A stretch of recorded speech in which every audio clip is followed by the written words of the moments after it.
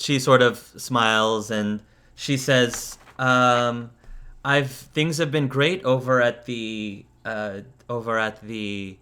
Citadel Arena. You know that she got a job actually helping backstage at the arena.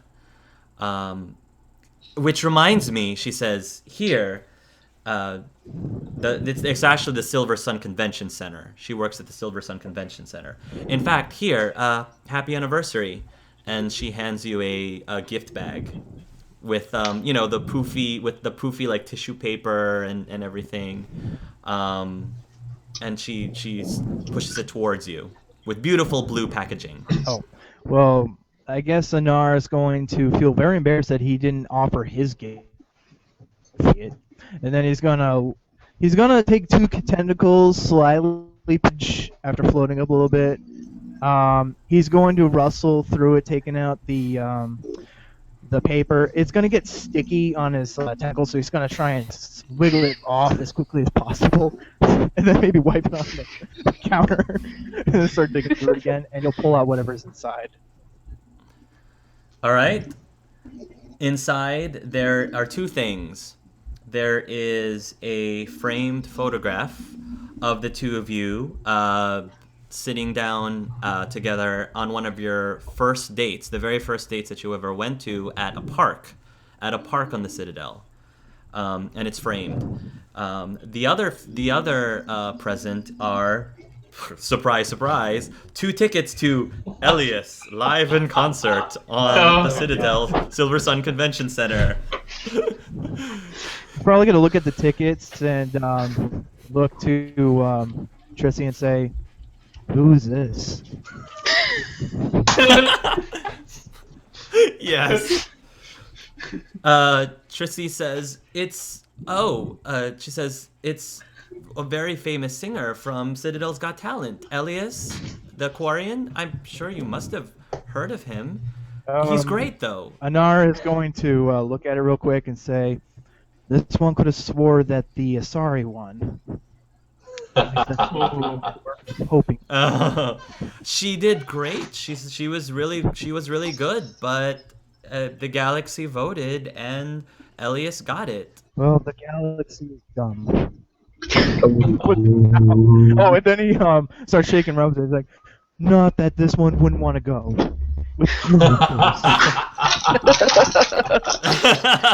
That's the right answer. Trissy says, "You don't think?" She leans in. "You don't think that it was rigged like they said it was, do you?" No offense, but this one couldn't care if it was or not. In fact, they rigged it wrong. I mean, I would still love to go. I mean, this one would still love to go. Meanwhile, Sync. Sorry, I really don't mean anything. I'm sure Elias is awesome. Just NR is just not into your music. I think that's sorry. Oh, I'm pretty sure Anar's being contrary on purpose, but it's fun. Maybe I'll warm up to him later. Maybe. We'll see. Sync, Meanwhile, Sync, you're going through the photographs of your wife, and you hear from behind you Meridy's voice again and asks, "Are you all right, sir?" Of course, Ree, I'm fine.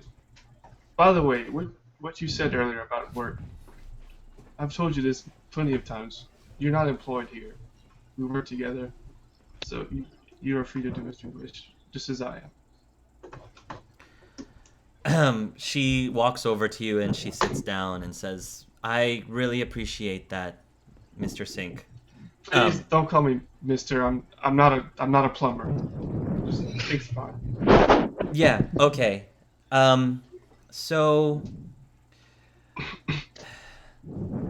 I hope that the cake didn't bring back painful memories. It brought back better memories than bad. Do you mind me asking? I haven't been asking at all since I started well, not working here, but started helping you just because I didn't think it was my place to ask. But it's been some time, and I was just curious. How long has it been, if you don't mind me asking? It's been 5 years, if I can remember correctly. You you don't really talk much about her, and I know that I've sort of caught you, going through some photographs and stuff, and I just wanted to tell you, if you want to talk, I'm here. We'll take a puff and be like, thanks, Rhea, I appreciate it. Maybe in time, but for now, I don't want to talk about it. Okay, fair enough. Meanwhile, Arkara, you and again, this is not happening chronologically. You are having dinner together at, lo and behold, Ryusei Sushi Place. Surprise! You guys sit down. And you have your menus, and they plop you right about 2 tables down from an interesting couple that consists of a pretty ginger lady and what appears to be a Hanar in a suit. With a fake mustache. With a fake mustache. Perhaps. And a bow tie. Mridi like not ruin my says, date. "Psst, I mean, this one's don't fake. stare, Arkara, but do you see what I see?" She's kind of like nodding towards the other couple, the strange couple. I sneak a peek and nod. I like to Yeah. imagine that she's watching me while I'm flinging the paper everywhere. Yes. Yeah, what is Anar doing when Arkara glances over at your table? Trying to get the paper off his tentacles while digging through the... Just sort of sneak a peek and like, oh yes, that is odd. Most definitely odd. They seem like a cute couple, Mridi says. Well, as long as they're happy. I guess Exactly. she must be Happy. she must be seeing something in him, I guess. Exactly. She saw something in him. They're happy. You know why they're happy? Because one of them decided to step out of their comfort zone to go and Here we go again. go on a date. Oh, here we go again. Sorry. I'm here with you, ain't I? Well, That's gonna be an improvement, surely. I take offense to that. Mridi says. Well, here I would think you'd be happy considering that I actually went out with you anyway. It's not like I go out with anyone anyway. Well, look. She says, let's just have a nice dinner, and we'll just talk about something else completely. I approve of this It's- notion. Let's do this. There is another Krogan couple, 2 Krogans who are having dinner right behind the table of Anar and Trissy, and the one Krogan seemed very polite. He was very well dressed, and he actually, looked very chivalrous. He was like pulling the chair for the Krogan female. The Krogan female, however, seemed very stuffy. Like she doesn't really appreciate all of this pampering, and she doesn't seem to be enjoying the date at all. And the Krogan looks a little flustered, and surprisingly, the Krogan has a very strange way of speaking. When he sits down, the Krogan says, apologetically, "This is my first time out on the Citadel." Oh my god. The Krogan asks, "Why are you talking so strange?" And she says that in a very nasty sort of way. And embarrassingly, "I am from the planet Dakuna." Ugh. She says, "I see. So you're an orphan then. The Krogan starts turning beet red and says, truthfully, yes. Is this a problem? I hope this does not spoil your evening. Let's just get this over with. Let's just get this over with, the Krogan says. At this point, the Meridian says, you don't think that's... No, you don't think that's... Well, it wouldn't surprise me. It would just be the thing that the universe would do. I'd like to imagine that, I'm sorry, the Krogan who talks like a Elcor, when he's playing the game, which I'm assuming is the same guy, probably uses that same sort of speak, but in typing, like, typing vigorously. That was an awesome match. It's funny you say that, because the Krogan then asks curiously, what do you enjoy for fun? The Krogan female says, shooting things, especially ones that annoy me. She glares at the other Krogan. Otto looks very, very upset at this, as if this is just like the worst date ever. And all he's trying to do is try to be nice. He's just trying to be a nice guy. You didn't want him, Misty! You didn't want him! Don't give me that all right now! I gave you the chance and you threw it away! Well, damn!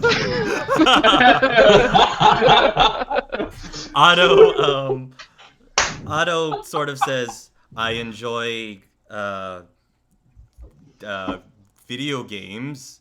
I play Galaxy of Fantasy. My name is Otto Tomato, proudly. He says that as if it's supposed to make everything better. And at this point, like, it looks like the Krogan female has just had enough, because that just went over her head. And she says, I need to go to the girls' room. And in a puff, she gets up and leaves. And Otto just sits there. Anar, by the way, you heard that you overhear this Krogan mention that his name is Otto Tomato on Galaxy of Fantasy. Do I get to do anything? If you want to, you can do something. If you want to. He's gonna hear it, and then he's going to turn over to Chessie and say, could you excuse this one for a moment? Oh, of course. Yes, Trissy actually was watching this whole thing as well. He's gonna wiggle over there as quickly as possible. You go over to the table. Get really close to the Krogan. The Krogan looks very upset, and it almost looks like he might start to cry. almost. Unfortunately, Anar does not notice this right away, and it's going to be like, that Thresher Maw earlier today was pretty badass. And then he's going to have his tentacles out. It's like, sup, dude? Otto looks up, and he says, confusedly, Thresher Maw? And then he's going to say only one word. Noob Stomper. 64.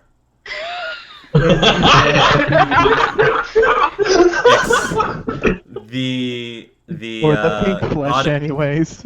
Otto says excitedly, "Are you Noob Stomper 64, Turian Phalanx, level 67?" Let's put it this way. Remember that badass gun I gave you earlier today? The Krogan nods. No, that was someone else. I just happened to be here pretending to be him. I'm playing with you. Of course it's this one. And then he's going to notice that he's sad. Yeah. Happily, it is very nice to meet you in person. I don't have very many friends here on the Citadel. I just moved here. Anar is going to let that sink in for a second, because he actually knows the feeling. and he's gonna sit down next to him, and he's going to begin to sympathize with him. This one understands almost completely. Trissy was overhearing this and says, Otto's your name? I feel, if you want to, you can have dinner with us, if it's that okay with you, Anar. This one actually agrees most heartedly. Yeah, come on now. Cheer up, she says. I think you will find that people in the Citadel are really very friendly. We're all really very nice. You just have to find the right crowd, the right people. Otto says, appreciatively, graciously, thank you. That would be very nice, but I do not wish to impose. Now I would like to say, please, this mustache is more imposing than you are. And he'll actually start to rip it off, and then he'll say, ow. The Krogan says humorously, ha ha ha ha.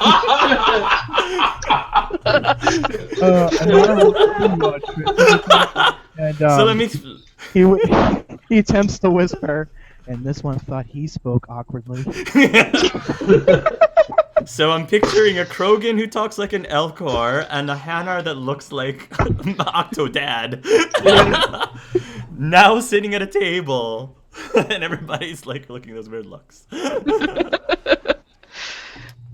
All right. So the three of you end up sharing your dinner together, and Otto actually is a really pleasant Krogan, which is surprising, and maybe part of it's because he was raised by Elcor, who are actually fairly pleasant people, despite the lack of being able to show emotion.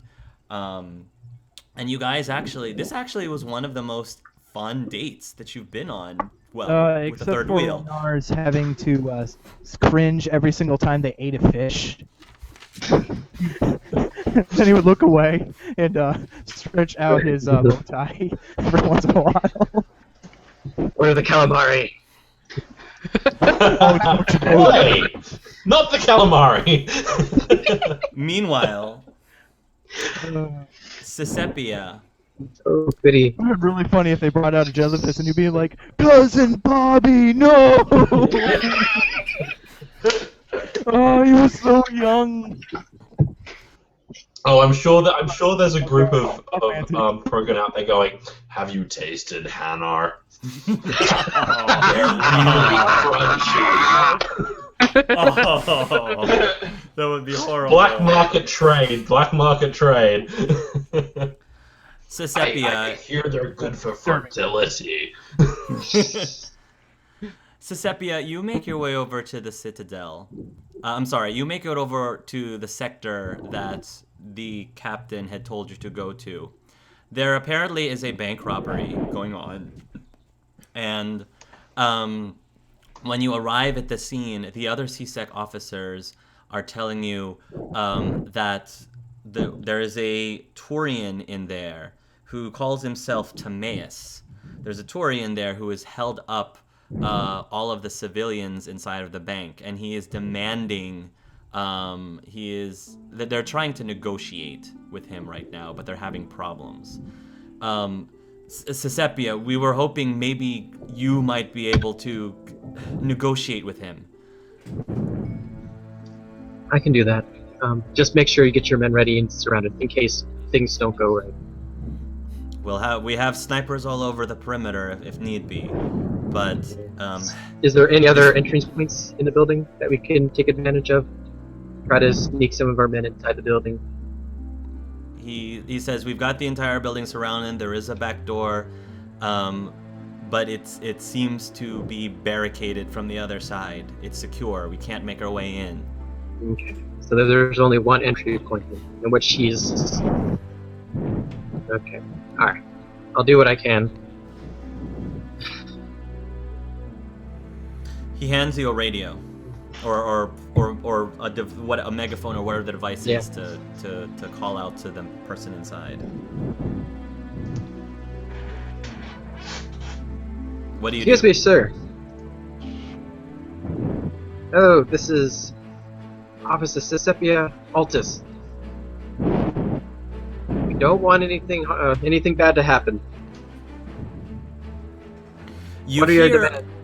you hear a voice coming from the bank. It sounds like he's using his own device to communicate outside, like some sort of a speaker device to communicate outside. And he says in a Turian voice, "So they send a woman to do a man's job." Scandalous. Them be fighting words. Mm-hmm. It'd be very fighting words. How does Cicepia respond? Sniper rifle. Negotiations over. Forget Guys going the down. civilians. Forget the civilians. Take them out.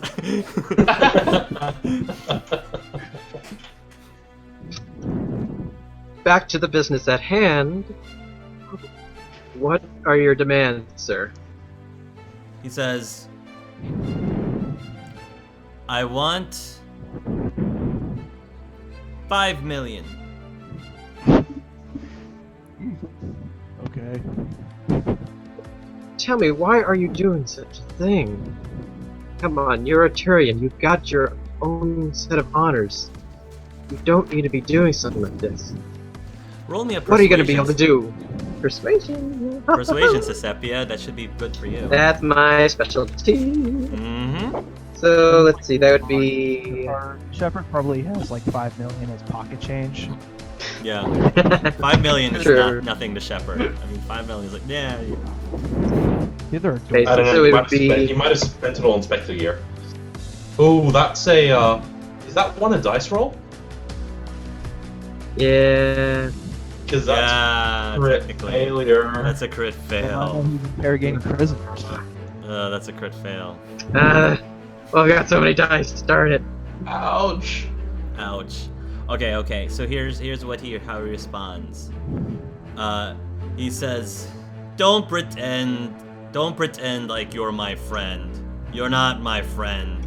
Listen, I want 5 million credits, a ship that's waiting for me, that I can get to without any trouble from you officers out there.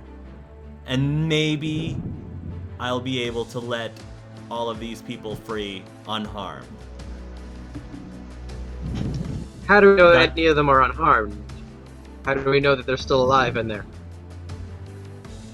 You hear a pause, and you hear the sound of a female Quarian girl shriek, and the female Quarian girl, you hear her sobbing now into the microphone, and you hear the Turian's voice say, "Tell him." The Quarian girl says, "We're all okay. He hasn't hurt us yet, but he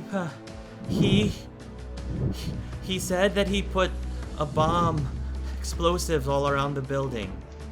He has something in his hand that he says he can trigger to blow the whole building down."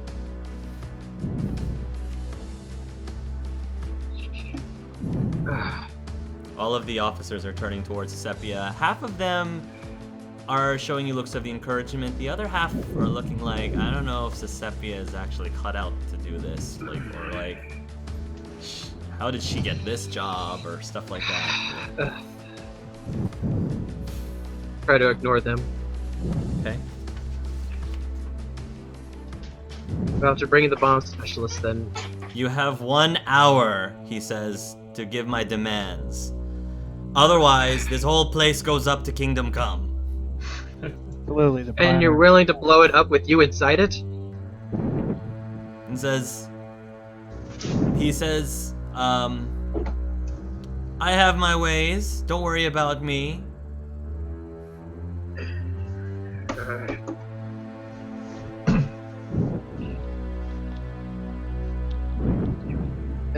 throw this radio down the ground. Officer, what should we do? Do we give in to his demands?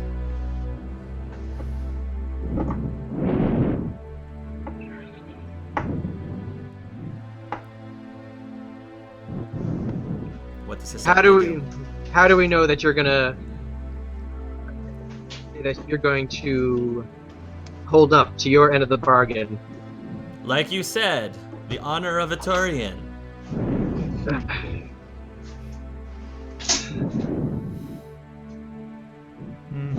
Check. Okay, I'm just gonna speak with the officers now. Alright. We might have to give in to his demands. If we could find a way to place a tracking device on the ship that he's on, track him down, and be able to tail him. That sounds like a good idea. I think the important thing first is to make sure the civilians are safe. That's a good idea. Mhm. The officers make the arrangements, and they inform you that they are ready to make the transfer of 5 million credits. And they have a small ship that they have waiting just outside for him on the roof of the bank. Alright, sir. We've met your demands. Start sending up the hostages out now.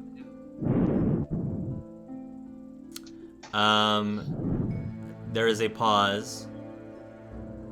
One by one, you see several of the citizens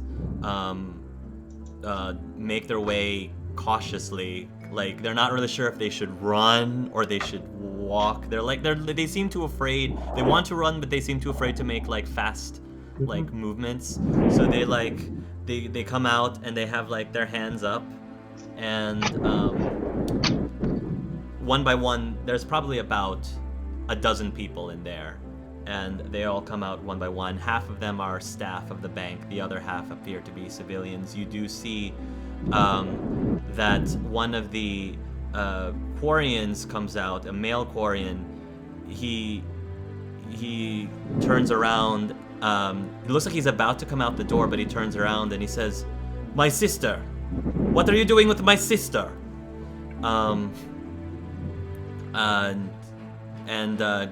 Do you respond to that? It looks like there's something wrong. What's going on in there? The Quarian turns and says, "He still has my sister at gunpoint. He's not letting her go. He's taking her up to the roof." "Don't worry," the voice says. "This is just to make sure I can get to the ship safely. You need to kill him. You need to kill him now."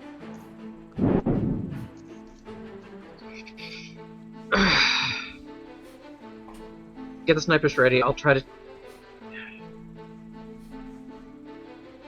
Sir, let me meet you on the roof for the exchange of the girl then. That wasn't part of the deal. You're not holding your end of the bargain. I said I would let these people free once I made sure that my demands were met. This is just a security. Once And I'm on yet- the ship, he says, once I'm on the ship, she's free to go.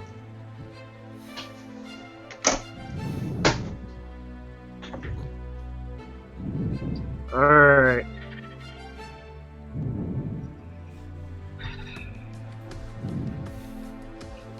Keep an eye on them, guys. We're talking the opposite units. Just keep an eye on them. Make sure that... Okay, so you're not gonna meet him on the roof. Yeah. Okay. Yeah. Just think I watched them. Yeah. He But we can't... makes We don't know what he's gonna do with her, so... Okay. He makes it up onto the roof, and you can hear on the radio. He says, "Ma'am, I see him. He's got a girl at gunpoint, a Quarian girl at gunpoint. He's making his way over to the ship right now. I have what I believe I have a clean shot. Should I take it?" Does it? He has her on gunpoint. I'm assuming. Yes. Yes. Should I take it or not, ma'am?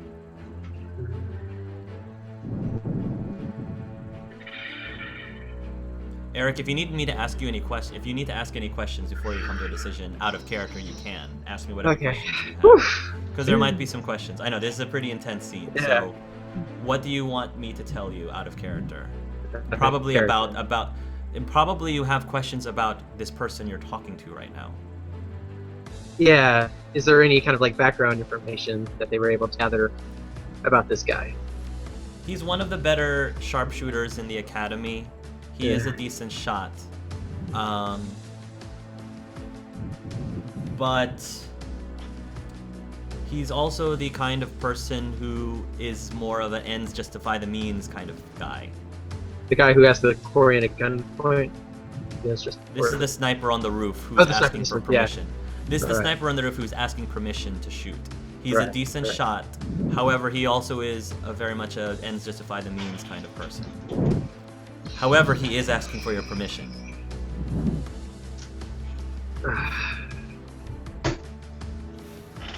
Do we have any information? Do we have any intel on His the actual gunman? The gunman? The bank robber? He informs you that his name is that the only thing they were able to get is his name, and his name is Timaeus Danamus. Apparently, he used to be. He's a native from Palaven. Apparently, he used to be a commander of his own ship and crew. Something went wrong, however, and he's no longer. He got stripped of his title. Something went wrong somewhere and got stripped of his title. You currently, for whatever reason, those records are not available in CSEC's database for whatever reason, almost as if it got deleted. This is your one last chance. Let me Before give you. you throw your whole life. Let me give you more to help you with your decision, Eric. You can probably say that his ability with the sniper is about the exact same as your ability with the sniper. So if you ask him to take this shot, I'm effectively asking you to roll for him his shot. So you can base it on how well you think you personally would be able to fire a shot at this guy successfully. You can gauge it through that. I think it also You might also have to assume that he's had time to aim, because I think with sniper rifles you have to aim for them to be very effective. Isn't it also plus 12 to difficulty if it's to the head? Yeah. If he's going Plus, I'm to sure hit, he's got her like right here. I'm sure.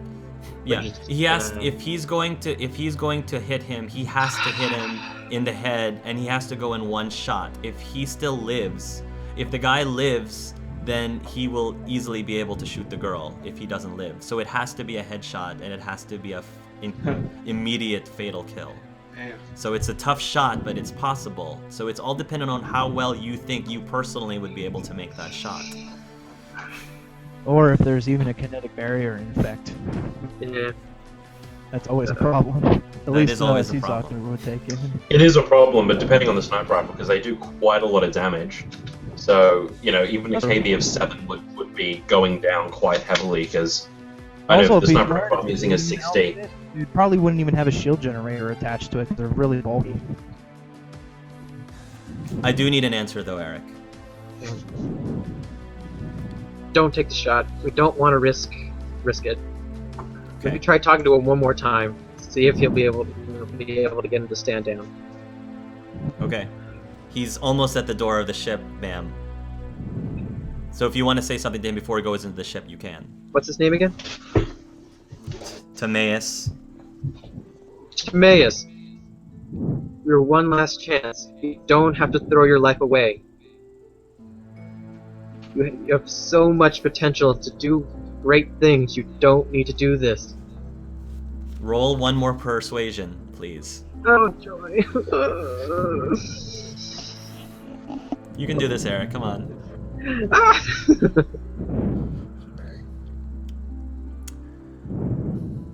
But if you type it incorrectly, it's an automatic fail. If you type that r/ one more time instead of a /r, everything writing on this. You're so harsh. Nuke. Oh my gosh. Whoa. Oh you my go. gosh. I don't think that was a botch. Wow. Do I roll again for the 26. No, because it's the last one. 26. That is a very difficult challenge rating. Okay. At this point, the Turian says,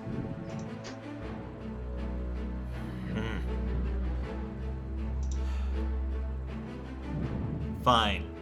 It looks like he was about to go into the ship, but then he decides to stop, and he goes over to the edge of the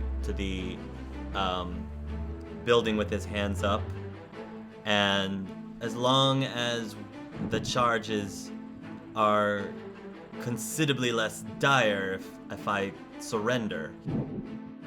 We'll try to pull some things with the attorney or with the people in charge of the justice. We'll get some things squared away for you then. You get halfway. Just send her down. You get halfway through your sentence, and you hear a loud bang as a shot rings out. There is a bullet wound goes right through his head, and Timaeus falls down. Stand down! Stand down! The person that you were talking to says, "Ma'am, I don't know what just happened, but it wasn't me. I swear it wasn't me."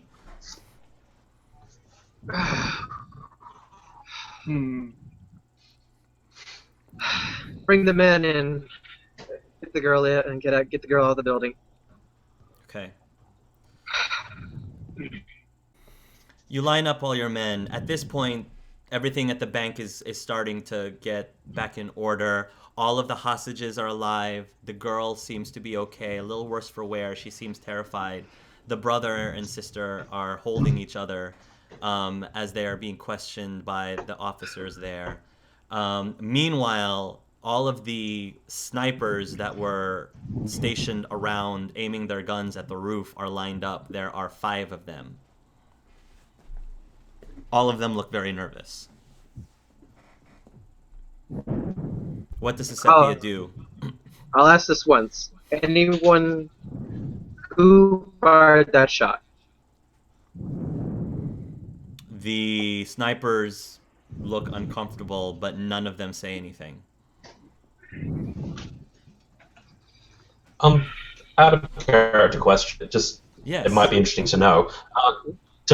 In Mass Effect, does the technology allow for so that you know if a gun has been fired recently? Because I know we've got blowback now, but they're not using black powder or gunpowder. I'm pretty So sure they would. tell? I'm pretty sure you'd be able to tell. Okay. Cool. Alright. If there are no one is saying anything, you'll have to turn in your guns to the lab where see if anyone had fired off. Okay.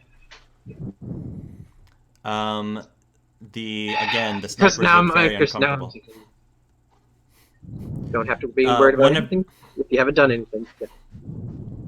One of your fellow officers, you get a call from the captain, Damien. Cicepia, Yes, Chief. report. I heard that the situation has been handled, but I heard that there's some complications down there. What's going on? Yes, the suspect, the shooter, was about to surrender, and then a fire was shot. Did you give permission? No, there was no permission given, and none of the snipers here said that they fired. There might be the possibility that there was an unknown agent that might have fired it. We've right now put in the guns to the lab to see if any of them were fired. You think somebody else other than our men fired? There's always a possibility. We can't rule anything out. That seems a little unlikely, Cicepia. I'd like to believe that none of our men would just outright lie about such a thing, much less go against orders. Which is why we're But- putting the guns to the labs to verify if any of them had been shot. But again, we can't rule anything out unless we have proof of what conspired. Fair enough, he says. We need to make sure that we get to the bottom of this immediately. I will not have anyone on the force who is untrustworthy. I hope you agree. Looking at the discs. Yes. Understood, sir. All right. Take care of it, Cicepia. And with that, he clicks off. All right, we'll get back to you, Eric. Great job, Eric. You said you wanted to get thrown in the deep end, so that was the most. Which shot? Oh, I was going through the notes and I was like, oh man. I didn't realize at the time, I was like, I'm giving the green one the most intense scene in all of the origin stories. I don't know. I can argue that. I did it though. I did it. Eric, no, you handled that beautifully, Eric. Bravo. You handled that well. If you told me you've never done role-playing game, an RPG tabletop campaign, I'm impressed. You handled that very well. Eric, I'm surprised. Well done. I actually thought you were going to shoot him. Yeah, I really did. I did too. Yeah. I thought you were gonna shoot him. I don't think I could just. I mean, I was not sure if I would have been able to make the shot. And then I could not risk her. Yeah. Yeah. Well Well, done. You're Well definitely not the done. Garrus of the group. That's for darn sure. Yeah. Okay. All right. Elias, Yes. you are now. You have arrived on the Citadel. They have provided you with a high-rise suite at the towers, the same towers that they actually give you the same room that Shepard had on Citadel DLC. So and you actually got Anderson's apartment? You basically are in Anderson's apartment. Right. Wow. You're in Anderson's apartment. It's very This well is furnished. strange. Right above the fireplace commemorating this room, there actually is a beautiful looking portrait of Commander Shepard and his crew. Seeing that portrait is probably a bit surreal. And at the very bottom there's engraving, like a plaque engraving, with the name Clive Shepard and the year that he was born to the year that he died. Wow. I'm just gonna stop and stare at that for a moment because, that's definitely gonna be one of those "what the hell am I doing here" moments. Am I by myself, or are there other people around me at the moment? Currently, you are by yourself, except for Bevan is probably wherever it is you placed him. I think there actually is like a tank filled with fish right now. That, I don't know, Bevan might be able to make some friends, I guess, Or if you want him food. to. Or provide- friends, or not food. Yes. I'm just gonna go. Are you seeing this pie? Creator Elias, my apologies. I was in hibernation. What did you ask of me? Are you seeing this? There is a pause. He says, affirmative. It is a very spacious living quarters. Yeah, no, I mean the picture. I see. It appears to be the squad that Shepard took into the Citadel, the Crucible, approximately 3 years ago. Yeah. How did I get this apartment again? Sorry, believe that was rhetorical. Don't worry about it. Oh, wow. You This is seem weird. you seem very confused, Creator Elias. I sing songs. This is a war hero's apartment. If these living arrangements are suitable for you, perhaps you can ask your agent for much smaller, humbler quarters. Yeah, that won't go down well. Okay, I'm gonna go explore. You I'll put Bevan into the fish tank when I find it, and then I'll go explore. Because I'm probably not going to be touching too many things. It's more a case of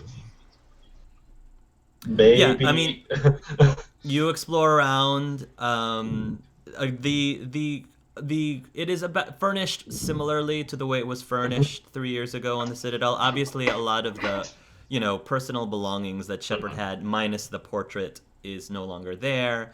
There's the study room, there's the kitchen, there's the living area, there's the beautiful master bedroom with its own giant bathroom with its own hot tub and shower, and it's ridiculously well furnished. And of course, there's already waiting in the study area a bunch of bags of your fan mail. In your bedroom, there's all these flowers that people have sent you, and you start hearing a buzzing noise coming from downstairs by the front door. Okay, I'm gonna head back down to the vid screen and see who it is. It appears to be one of your bodyguards, and he says, "Mr. Elias, you appear to have some visitors." And the screen has about, I would say, 15 screaming fans, waving, trying to ask, "Elias! Elias! I'm your biggest fan! No, I'm your biggest fan!" And they're fighting their way. "We want to come hang out with you! Welcome to the Citadel! We'll show you around!" And they're all... Tattoo your name they're on the body! all of them are trying to fight their way through. There's several people in the back that's saying "marry me." One of them actually looks like one of them appears to be a dude as well. Okay. I named my baby after you! You're like the opposite of the normal Quarian. You're like the Your bodyguard thing ever. says, should I ask them to leave, sir?" Yes, please. I'm about to go into a very important studio session. All right. Yes, sir. What do you do next in the apartment? Probably go pour myself a drink and go. You pour I'm yourself actually- a drink. Yeah. Go ahead. You pull I was going yourself to a drink. say, the fan mail, is it digital? I'm assuming most of it's digital. It's just lots and lots of it. Yeah, lots and lots of it. Okay.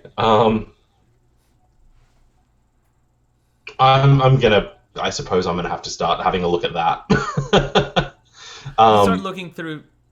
Sure, you start looking through your fan mail. Maybe you turn on the television just to have some background noise, just to see what's going on, and then at that point you hear a familiar voice, Liam Nathaniel Musey, apparently, who is now a roaming reporter in the galaxy. This man seems to have switched jobs multiple times since you've known him for the last several years. And right now, he seems to be in an interview right now, interviewing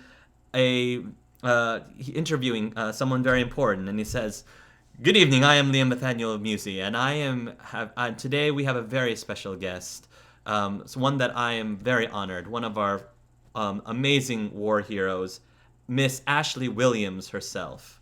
We are here at Caden Alenko's memorial, where Ashley has come to pay her respects for her fellow comrade, who helped in the success of Shepard's, Clive Shepard's famous acts towards saving the entire galaxy from the Reapers. Ashley, I have to say, it is quite an honor to meet you in person." Ashley she doesn't look happy, but she doesn't look upset either. She looks very solemn. And she basically says, "It's great to be here. Thank you, Mr. Musey." And he says, "Please tell us, Ashley, in your own words, what was Caden Alenko like?" He says, "Well, Caden was, first and foremost, he was a defender of justice. He did what he believed was right, and he fought to the very end to do what had to be done in order to help Shepard and everyone else supporting him to end the threat." She started to break off a little bit, and Nathaniel Musey, "If you don't mind me asking, Ashley, and if this is too delicate of a subject, I can move on to something else, but I heard that Mr. Shepard had to make a very difficult decision on Vermeer. Could you please tell us how you felt about the final decision that he made?" She says, "Well, that definitely still stings a little bit, but it's been a number of years since that's happened. Yeah, Shepard had to basically decide what was best for the galaxy, what was best for that specific situation. I definitely don't envy the position that he was placed in order to decide whether to leave myself or Mr. Alenko behind. But I don't feel proud of surviving, because of all people, I think Caden really should be the one here right now, enjoying the benefits of this new freedom. But that's just the nature of war. A lot of great people we lose along the way, and the best we can do is make sure that their sacrifices are not for naught. And Caden's definitely wasn't. And we will definitely miss him and continue remembering him. Thank you so much for your time, Ashley. Please, don't let me interrupt you further from paying your respects." It is at this point that there is a beep coming from one of your personal computers, Elias. And you hear a voice from the computer say, "Mr. Elias." Actually, you hear a voice from within your suit say, "Creator Elias, it appears you are getting a call." Who is it? I believe according to the ID, it says Mr. Dr. Corbin. Doc? Wow. Okay. I'm gonna go get the call. I'm assuming this is gonna be. Is this a vid call or just an audio Yeah, it's a vid call? call. It's a vid call. Okay. Cool. I will accept that call. I guess I'll go over to the terminal to get that if it's a vid call. You answer the phone, and at the end of the call is a very handsome man with black horn-rimmed glasses, dark features, broad shoulders, barrel-chested.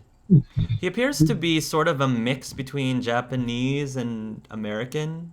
Anyway, he's currently in a doctor's outfit, and you probably haven't spoken to Dr. Corbin in quite some time. Yeah. I'll let you decide how long it's been, and sure. when he pops up, he gives you a very warm smile and says, "Well, there he is, one of my favorite patients." Haven't seen you in ages. How's it been? He says, "It's been great. Sorry," he says, "I didn't necessarily expect to completely get through. You've been really busy, and I just thought it would be good for me to reach out to you just to say congratulations on all your success." Well, thanks. Have to say, if it wasn't for you, I probably wouldn't be here. So, He chuckled. it's a bit weird. He chuckles and he adjusts his horn-rimmed glasses awkwardly, like he does from time to time. You know that he does that sometimes when he's nervous. What's going on? He says, nothing. It's just, he says, I can't believe that I actually, I guess I'm saved a celebrity now. A household name celebrity. That's kind of overwhelming. Well, for now, fickle beast and all that. I don't know if it's going to last, but I'll enjoy it while I can, I suppose. How's the clinic? How's the clinic? Yeah. It's going pretty well, he says. I don't know if you heard, but I actually joined the team. I actually am a doctor now with the N7 team, with the Navy. Wow, no, I hadn't heard. That's massive. So Thanks. Are you still on Earth, or? He says, well, Earth's always going to be my home, but I've been traveling on a ship over the last couple of months. I'm still in the middle of training, but okay. Maybe one of these days I'll come around the Citadel. Maybe we could grab a cup of coffee. Sure, well, if you're around, they kind of put me in Commander Shepard's apartment. It's kind of weird. And massive. You thought your place was tiny? Oh my god, there's so much space up here, I don't know what to do with it. You're in the Commander Shepard's apartment on the Hang Citadel? on. I'm going to get my Omni tool, and I'm actually going to see if I can actually patch the camera through my Omni tool so I can show him the actual picture on the wall. Yeah, I don't know what happened either. That is amazing. I would like the amount what I would pay to be in your position right now just to see that. Well, if you're passing by, let me know. I can probably get you in. At least for the next few days anyway, while I'm here. I'm not sure how many concerts they've actually got me doing, and there's always the extension thing. You know how they always say, sold out, now there's extra shows?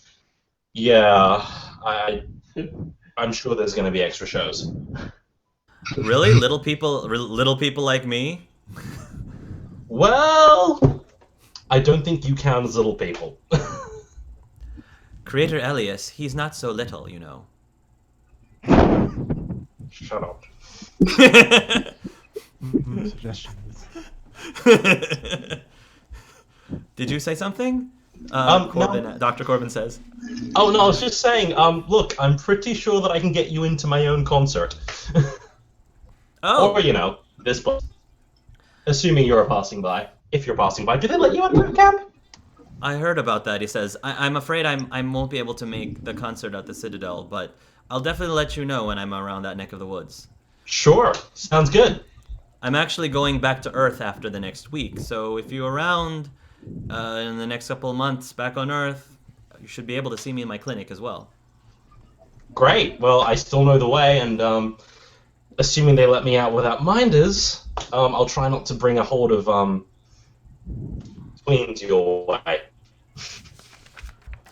It's good to talk to you again, Elias. I'm glad to see that things are going very well for you. Thanks, Doc. You too. Yeah, I'll see you when I see you, I guess. And he says, well, I guess goodbye for now. Take care. You too. Don't be a stranger. He smiles, and he hangs up. Sync. You are making your way. You're walking around the Citadel right now, probably in deep thought.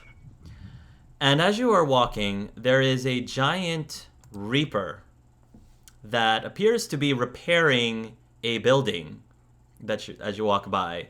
It is about as tall as the skyscraper itself that it's trying to repair. This is a scene that you're used to seeing by now, so it doesn't really faze you much. There appears to be a man who is sweeping up the... You're sort of walking around the park, and there's a man who's sort of raking leaves that had fallen from one of the trees. The man is looking up at the Reaper, and he kind of rests his hand on the handle of his rake, And as you are looking up at the great huge being, the man says he's probably kind of in raggedy, dirty clothes. He's got a beard. He's probably a man in his like 60s or so, and he asks you, "So, Sonny, do you believe it's true too? Do you believe that somewhere up there, the Commander Shepard is controlling those things?" Well, it's hard to say. He was a great man from what I heard, and well, someone willing to sacrifice that much, I'm sure he probably is up there. "I don't know," he says. "Part of me is having a hard time trusting it completely. At the end of the day, it's still a machine. Who's to say it won't turn back on? Who's to say it won't turn on us again?"